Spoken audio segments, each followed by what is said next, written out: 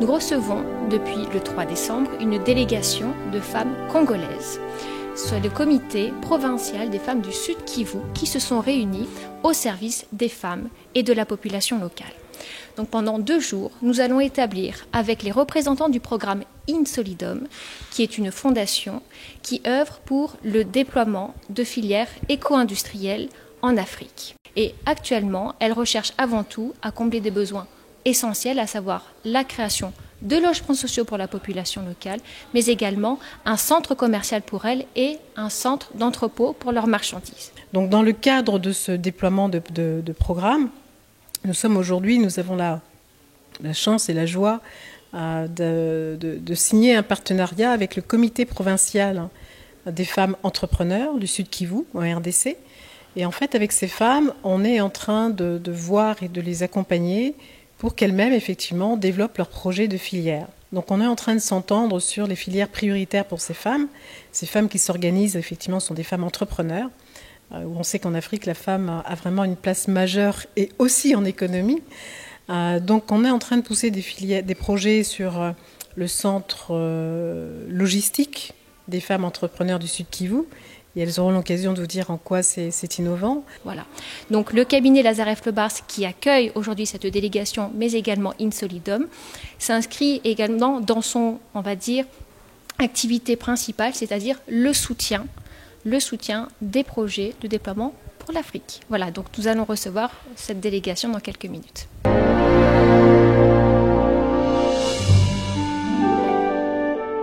Avant d'entrer dans le vif du sujet, j'aimerais bien que tous les participants se présentent. On peut commencer par vous, Madame Joséphine. Je suis mariée, mère de 6 enfants. C'est la commerce générale. J'ai des appartements à louer et j'ai fait l'agriculture et l'élevage. Je suis mère de 8 enfants. J'importe les poissons frais en Chine. À Dubaï, divers articles. Je suis aussi dans la transformation de la viande, la boucherie, charcuterie, et je suis dans l'agriculture. Je suis célibataire et mère de 2 enfants. Et comme travail, je suis dans le domaine de l'hôtellerie et d'habillement des femmes. Voilà. Je suis mariée et mère de 3 enfants. Comme travail, je suis dans l'importation de wax de la Hollande. Je suis aussi dans l'immobilier. Nous avons des appartements à louer. Nous importons des véhicules du Japon. J'ai été mis au courant de ces projets Insolidum dans un échange avec Nelly, Madame Nelly, et voyant qu'il pouvait intéresser les femmes du Sud Kivu, de Bukavu, cette province dont je connais les frustrations et les souffrances. J'ai approfondi la question avec Nelly pour qu'on arrive à une rencontre comme celle-ci. Et voilà pourquoi je suis là pour leur dire bonjour, les encourager à travailler et à solidifier cet échange autour de ces questions. Merci. Je suis maître Jennifer Juvenal, je suis avocat. Je suis le conseil du programme Insolidum avec le cabinet Lazareff Lebars qui nous accueille aujourd'hui. Voilà. Je suis le fondateur du programme Insolidum et j'ai la joie aujourd'hui de rencontrer le comité provincial des femmes entrepreneurs avec lesquels nous sommes en train de signer un partenariat dans le cadre de projets de développement de filières dont nous aurons l'occasion de donner plus de détails. J'ai exercé d'abord dans l'électroménager et puis maintenant je suis dans la restauration, les transports et plein d'autres petites histoires comme ça. On se débrouille comme on peut. J'ai des activités purement privées dans le secteur de boulangerie, agriculture. Et en même temps, je travaille dans une société de la place, une grande société spécialisée dans le commerce général, importation de produits de première nécessité, la société DATCO. Là, je vous remercie. Principalement, je m'occupe tout simplement de la promotion, de la protection et de la défense des vulnérables et des indigents. C'est dans ce cadre-là donc je m'occupe effectivement aussi de la défense des droits des victimes de violences sexuelles. Et dans le cadre actuel, je suis donc avocat du programme d'appui des femmes entrepreneurs du Sud Kivu. Et dans ce cadre-là, pratiquement, je fais un effort pour accompagner juridiquement ces femmes à faire prévaloir leurs droits partout où ils sont violés. Voilà en bref présentement. Très bien, merci beaucoup. Je vais m'adresser à vous, Madame la Présidente, Madame Joséphine. Ce comité, il représente combien de femmes entrepreneurs? Nous avons plus de centaines de membres et notre comité est représenté par 10 femmes. Et notre comité est créé depuis une année, mais avant nous étions les membres de la fédération de la FEC du Sud Kivu.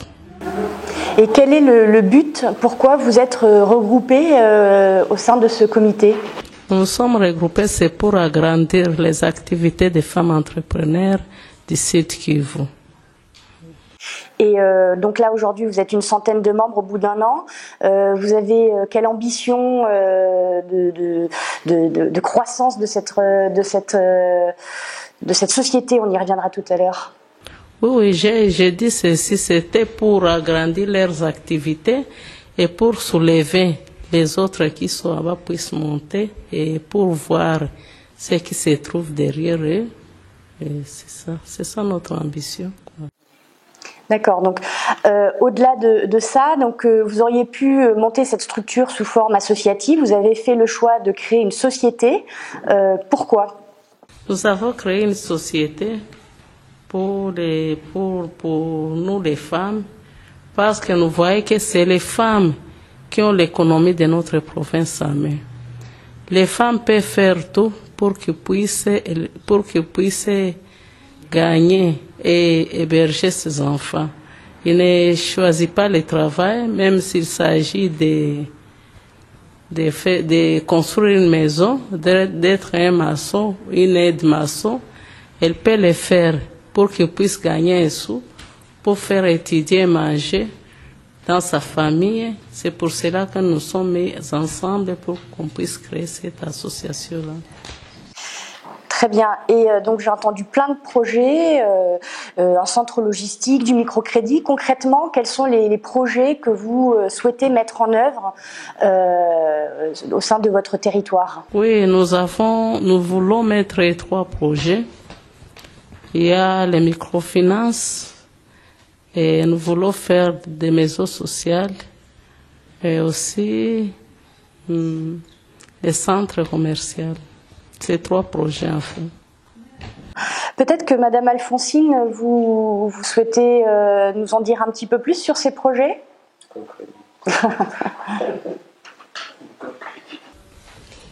Nous avons étudié les marchés, nous avons étudié notre ville et nous avons ciblé certains actes, vous comprenez?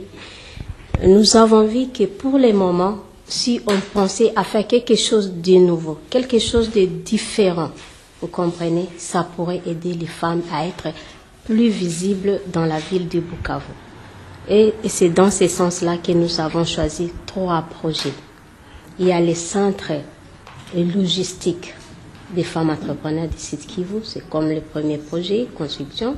Il y a les centres, il y a les projets des IMF, vous comprenez, et il y a les 3e projet, c'est la construction des centres, des maisons, vous comprenez. Et nous avons pensé que ces 3 projets-là pourront, dans l'avenir, être rentables et visibles en faveur de la femme congolaise et plus pratiquement les femmes entrepreneurs du Sud Kivu qui ont cette ambition et cet ardent désir d'aller de l'avant, vous comprenez, et créer quelque chose qui n'existe pas. Quand les femmes se réunissent dans les 3 projets qui vont permettre à développer d'autres filières, ça va nous aider d'aller plus loin pour que ceux qui sont déjà plus loin aillent encore plus loin et ceux qui sont derrière puissent pousser de l'avant du jour au lendemain. Alors, avant d'en revenir au partenariat que vous êtes en train de signer avec Insolidum, pour vous, quel est le rôle et la place dans l'univers économique de votre territoire? Oui, et les projets vont s'étendre sur 3 axes, vous comprenez. Dans la ville de Bukavu, nous avons Baraka, nous avons Bukavu et nous avons Uvira. C'est dans ces 3 axes-là, dans un premier temps, que nous allons évoluer pour les 3 projets en faveur des femmes entrepreneurs. Et ces 3 projets-là vont travailler dans des différents secteurs d'activité que nous avons parlé des filières. Vous m'aviez parlé tout à l'heure de la place de la femme dans la société congolaise du Sud Kivu, et peut-être m'en toucher quelques mots, et justement après un petit peu me parler de la place dans le monde économique du Sud Kivu. Oui. Nous avons vu qu'il n'y a pas une économie, il n'y a pas une évolution, il n'y a pas une vie sans la femme. Et aujourd'hui, dans notre province, la femme a l'économie dans la main. Presque dans les pays de la République démocratique du Congo, la femme occupe une place vraiment importante dans l'économie. Parce que c'est la femme aujourd'hui qui travaille, je peux dire. C'est la femme qui travaille. Avec tout ce qu'on a eu comme comment dirais-je, l'insécurité, le tissu économique a été totalement délabré. La femme a vu qu'il fallait se mettre sur tout le point, penser plus loin, faire quelque chose d'extraordinaire auquel même les hommes ne pouvaient pas penser, parce que elle n'a pas honte, vous comprenez, elle n'a pas honte. Et dans le business, il n'y a pas honte. Très bien. Intéressons-nous maintenant donc à ce partenariat que vous êtes en train de signer avec Insolidum. Quel est le but de ce partenariat? Qu'en attendez-vous? Peut-être Madame Joséphine, vous voulez exprimer votre opinion? En s'approchant de notre partenaire, nous avons senti que c'était un partenaire à qui nous pouvions faire confiance vu son expérience en matière, vous comprenez? À partir de notre partenaire, il nous a aidé à échanger sur beaucoup de points, sur tous les points obscurs que nous avions, vous comprenez, et il nous a montré qu'il a beaucoup d'expérience, et nous avons senti qu'avec lui, nous pouvons aller très loin s'il nous accompagne, et considérant aussi notre volonté, notre persévérance et le courage que nous avons de faire encore mieux pour soulager tant soit peu les difficultés auxquelles se confrontent maintenant aujourd'hui les activités féminines du genre de la femme entrepreneur. Nous avons vu que notre partenaire a des bonnes idées qui peuvent nous accompagner à aller très loin et à réussir nos projets, et qu'à la fin, nos projets-là soient un monument, soient une référence pour des générations qui vont venir, des générations futures. Parfait. Je vais vous retourner la question, Madame Nelly. Donc ce partenariat, dans quel but et concrètement, qu'est-ce qui vous a plu chez le comité des femmes entrepreneurs du Sud Kivu?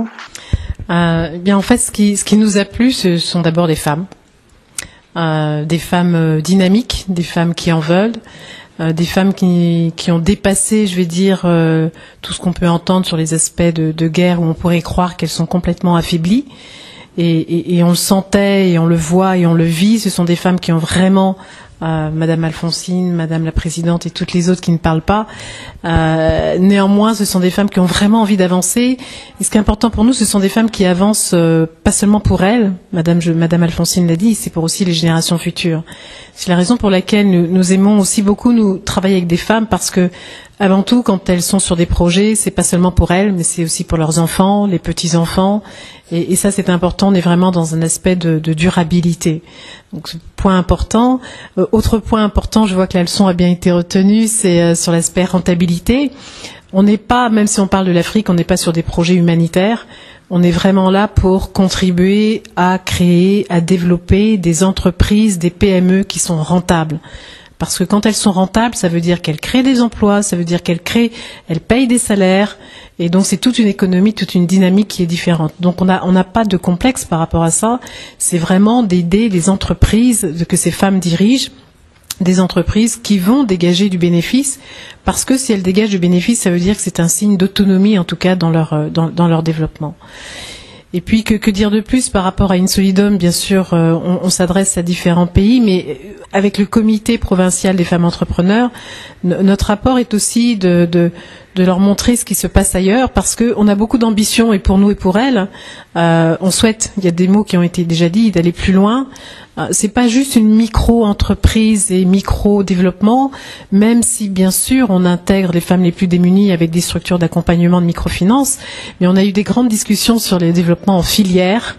Et quand on parle de filière, ça veut dire développer des groupes d'entreprises pour être ensemble, Insolidum, plus fort, aller plus loin et plus rapidement dans les meilleures conditions de rentabilité pour nos investisseurs. Je voudrais tout simplement remercier Insolidum Ensemble de nous avoir invités ici pour nous permettre de travailler ensemble et présenter nos projets de développement. Nous sommes très contents, nous sommes très ravis et nous avons la décision que nous allons évoluer. Nous n'allons pas causer honte à la population du Congo, spécialement la population du Sud Kivu. Nous savons nos compétences, nous savons comment nous allons permettre à toutes les femmes, à toutes les familles à travers les femmes, d'aller de l'avant et de travailler avec courage et persévérance. Et nous sommes optimistes que tout ira très bien. On connaît votre engagement pour les femmes.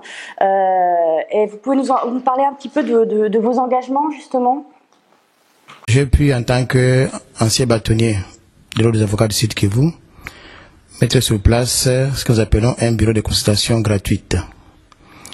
Pourquoi j'ai pu mettre ce bureau en place? C'est vrai que notre province Sud Kivu est une province post-conflit.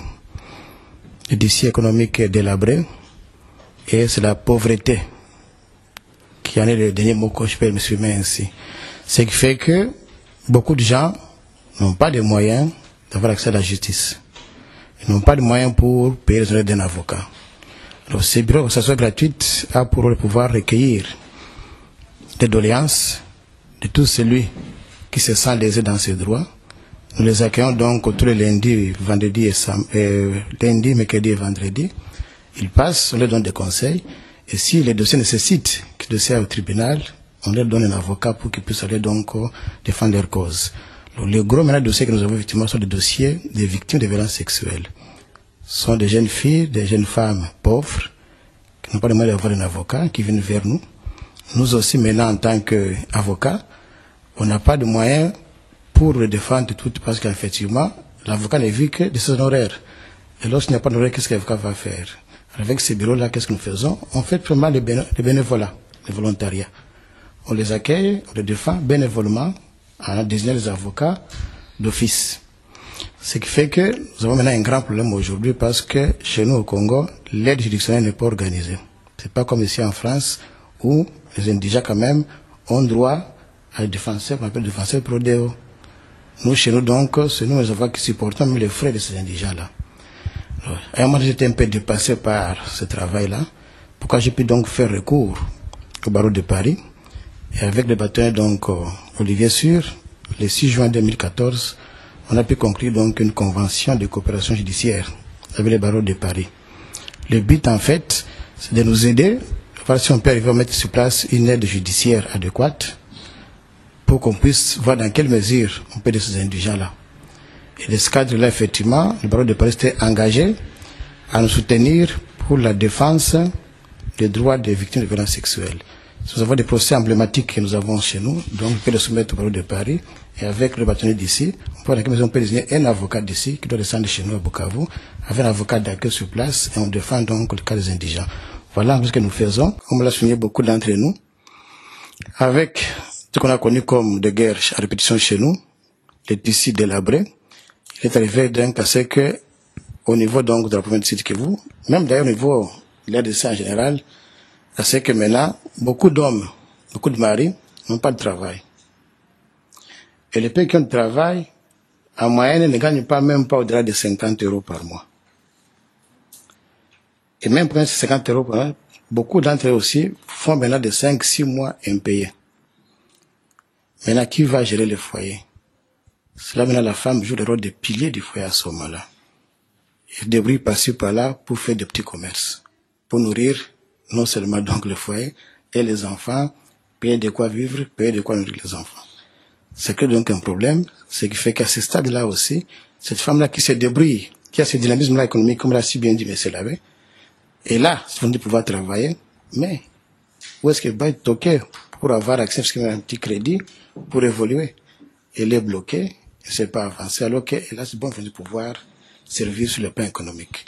Voilà ce qui a fait qu'avec les femmes ici présentes, Madame Nelly, se dit qu'on peut se mettre ensemble, voir comment est-ce qu'on peut créer quelque chose pour amener la paix durable. Et pour y arriver, il faut qu'il y ait au moins une dynamique économique durable. Et ce que nous demandons effectivement à une Solidom, qu'il y ait au moins une dynamique économique durable chez nous. On espère qu'avec ce dynamisme-là, on peut aller de l'avant. J'imagine que vous rencontrez de nombreuses problématiques sur le terrain en tant que femme et en tant que femme chef d'entreprise. Madame Alphonsine, peut-être un mot sur le sujet? Nous rencontrons des difficultés. Et souvent, les difficultés sont d'ordre financier, comme je vous avais dit. Parce qu'aujourd'hui, par exemple, madame, aller auprès d'une institution financière, auprès d'une banque, de la place, par exemple, il y a certaines conditions qui sont posées par la banque pour avoir accès à l'octroi de crédit. Et bon nombre de femmes n'ont pas assez de moyens pour donner une quelconque garantie auprès de la banque afin d'être bénéficiaire d'un crédit.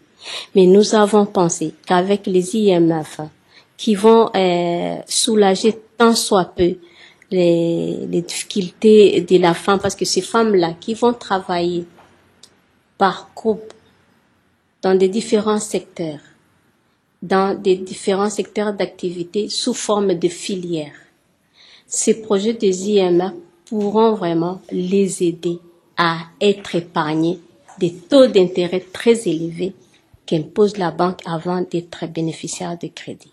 Et ces taux-là n'est pas du tout favorable à quelqu'un qui est déjà démuni, vous comprenez? Pratiquement, il va travailler uniquement pour la banque et c'est stressant. Avec déjà plus de 5 enfants, en train de faire des insomnies, réfléchir comment rembourser, comment travailler, comment je dois faire, comment je dois nourrir. Et s'il y a un jour de retard, ce sont des pénalités qui vont suivre. Vous voyez que ce n'est pas du tout facile. Pour conclure, en tant que femme, je suis extrêmement honorée d'accueillir cette délégation de femmes courageuses. C'est le mot qui me vient à l'esprit quand je vous entends et quand je vous ai en face de moi. Des femmes courageuses, des mères de famille. Vous avez tout en moyenne 6, 8 enfants. C'est une belle leçon de courage que vous me donnez, en tout cas. Parce qu'en même temps, vous avez développé votre propre entreprise. Et aujourd'hui, au-delà de penser à vos intérêts, vous pensez aux autres mamans africaines. En tant qu'avocat, je suis également honorée de contribuer au développement de ce projet. Et avec le soutien de mon confrère, le bâtonnier, j'aimerais juste évoquer un point de droit qui est révélateur de l'état d'esprit de cette rencontre. Hier, Benoît Lebars, donc le fondateur du cabinet Lazareff Lebars, s'est exprimé aux Ateliers de la Terre, qui s'est tenu donc dans le cadre de la COP21, et a parlé, comme il le fait depuis 15 ans, du droit de l'OHADA. L'OHADA est un outil juridique qui sert à sécuriser les investissements en Afrique. Et le premier sujet de discussion, et sur lequel on s'est finalement mis très vite d'accord avec mon confrère, c'est d'appliquer le droit OHADA au partenariat qui est conclu avec Insolidom. Donc, voilà. Donc, au-delà de ce que l'on dit, nous l'appliquons. L'OHADA est un outil de sécurité juridique pour les investissements en Afrique. L'intérêt de ce programme Insolidom, c'est que on réunit tout un ensemble de compétences où, bien évidemment, la diaspora a sa place et on souhaite aussi collaborer avec la diaspora, c'est important. C'est vraiment l'esprit de l'initiative qui est de dire nous n'avons pas la prétention de venir vous apprendre comment faire les choses. On a autant à apprendre de vous que vous avez à apprendre de nous. Donc c'est vraiment le faire ensemble Et c'est ensemble, notamment, que l'on tient à soutenir le développement de PME locales, à soutenir l'entrepreneuriat, à créer des emplois durables dans les pays avec la population locale, mais aussi avec la diaspora qui a vraiment envie de plus en plus de s'impliquer dans son pays d'origine ou même dans les pays d'à côté. Donc voilà, donc j'ai simplement envie de dire, c'est ensemble, même avec vous, téléspectateurs, qu'on peut développer ce type de programme. Merci à vous toutes et puis vraiment de beaux succès, c'est tout le mal qu'on vous souhaite. Merci. On peut s'applaudir.